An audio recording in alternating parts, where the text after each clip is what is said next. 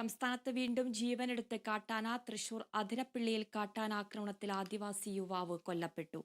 അടിച്ചിൽ തൊട്ടി ആദിവാസി ഉന്നതിയിലെ സെബാസ്റ്റ്യനാണ് കൊല്ലപ്പെട്ടത്.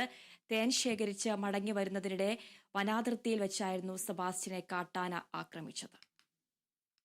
അപ്പോൾ ഇന്നലെ നടന്നാണ് തേനെടുക്കാൻ പോയ സമയത്താണ് ഒരു 3 പേര് രാത്രി ഓരോ 10, 9:15 സമയമൊക്കെയാണ് ഇത് സംഭവം.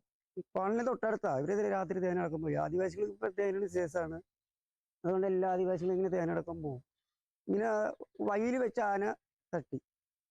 പിന്നീട് ആനയിനെ ഒച്ച കേട്ടപ്പോൾ കോളനിക്കാരെല്ലാവരും പോയി രാത്രി ചവിട്ടി തിരുമ്പി കാല് എല്ലുന്നൊക്കെ പൊട്ടി. വാർത്തയുടെ കൂടുതൽ വിവരങ്ങളുമായി അനീഷ് ആന്റണി ചേരുന്നുണ്ട്. അനീഷ്, ഒരു ഇടവേളയ്ക്ക് ശേഷം വീണ്ടും ജീവനെടുത്തിരിക്കുകയാണ് കാട്ടാന. എപ്പോഴായിരുന്നു സംഭവം? വാർത്തയുടെ കൂടുതൽ വിവരങ്ങൾ എങ്ങനെയാണ്?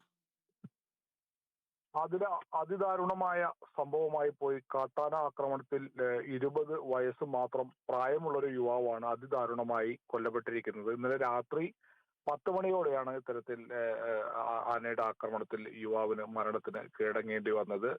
ഈ അടിച്ചിൽ തൊട്ടി ആദിവാസി ഉന്നതിയിലെ 20 വയസ്സുള്ള സെബാസ്റ്റ്യനാണ് കൊല്ലപ്പെട്ടത്. സെബാസ്റ്റ്യനും 2 സുഹൃത്തുക്കളും ചേർന്ന് വനത്തിനുള്ളിൽ നിന്നും തേൻ ശേഖരിക്കാൻ പോയി തിരികെ വരുന്നതിനിടെയായിരുന്നു ഇത്തരത്തിൽ ആനയുടെ മുന്നിൽ അകപ്പെട്ടത്. ഈ വനാതിർത്തിയിൽ കോളനിക്ക് സമീപം തന്നെയായിരുന്നു ഈ ആക്രമണം ഉണ്ടായത്. ആനയെ കണ്ടതോടെ സെബാസ്റ്റ്യനും സുഹൃത്തുക്കളും ചേർന്ന് ആനയെ തുരത്താനുള്ള ഒരു ശ്രമം നടത്തി. ഇതിനിടെ ആന തിരിഞ്ഞ് സെബാസ്റ്റ്യന്റെ അടുത്തേക്ക് ഓടിയെത്തുകയായിരുന്നു. സെബാസ്റ്റ്യന്റെ അടുത്തെത്തിയ ആന സെബാസ്റ്റ്യനെ തുമ്പിക്കൈ കൊണ്ട് ആദ്യം വലിച്ചെറിഞ്ഞു. ശേഷം വീണ്ടും സെബാസ്റ്റ്യന്റെ അടുത്തേക്ക് ഓടിയെത്തിയ ആന സെബാസ്റ്റ്യനെ അതിദാരുണമായി ചവിട്ടി അരയ്ക്കുകയായിരുന്നു എന്നാണ് ഇപ്പോൾ കോളനിയിലുള്ളവർ, കോളനി നിവാസികളൊക്കെ പറയുന്നത്. ഈ ആക്രമണത്തിൽ സെബാസ്റ്റ്യന്റെ എല്ലുകൾ ഉൾപ്പെടെ പുറത്തു വന്ന നിലയിലായിരുന്നു അന്ത്യം സംഭവിച്ചത്. ഈ ആക്രമണത്തിന്റെ ശബ്ദം കേട്ട് കോളനി ഉന്നതിയിലെ നിവാസികൾ ഇവിടേക്ക് ഓടിയെത്തിയപ്പോഴേക്കും ആന ആക്രമണത്തിന് ശേഷം തിരികെ പോയിരുന്നു.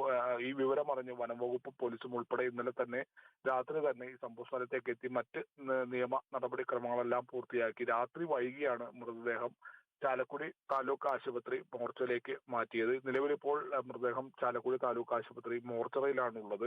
ഇനി പോസ്റ്റ്മോർട്ടം നടപടികൾ ഉൾപ്പെടെ നടത്തേണ്ടതുണ്ട്. ഇതിന് ശേഷമായിരിക്കും മൃതദേഹം ബന്ധുക്കൾക്ക് വിട്ടുകൊടുക്കുക. ഈ മേഖലയിൽ നമുക്കറിയാം, ഈ അതിരപ്പള്ളി മേഖലയിൽ നിരന്തരം കാട്ടാനാക്രമണങ്ങൾ ഉള്ളതാണ്.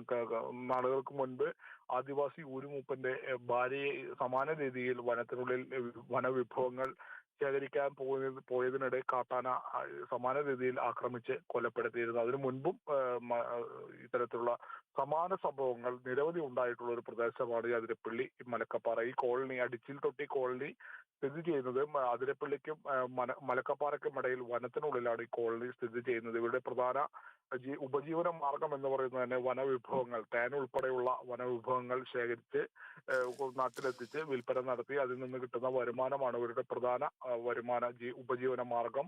അത്തരത്തിൽ ശേഖരിക്കാൻ പോയതായിരുന്നു 20 വയസ്സ് മാത്രമുള്ള സെബാസ്റ്റ്യനും ഒപ്പം 2 സുഹൃത്തുക്കളും ചേർന്ന്. ഇതിനിടെയായിരുന്നു ഇത്തരത്തിൽ കാട്ടാനയുടെ മുന്നിൽ അകപ്പെടുന്നതും അതിദാരുണമായി കാട്ടാന സെബാസ്റ്റ്യനെ കൊലപ്പെടുത്തുന്നതും ഒക്കെ. എന്തായാലും നിലവിൽ ഇപ്പോൾ മൃതദേഹം ചാലക്കുടി താലൂക്ക് ആശുപത്രി മോർച്ചറിയിലുണ്ട്. ആതിര.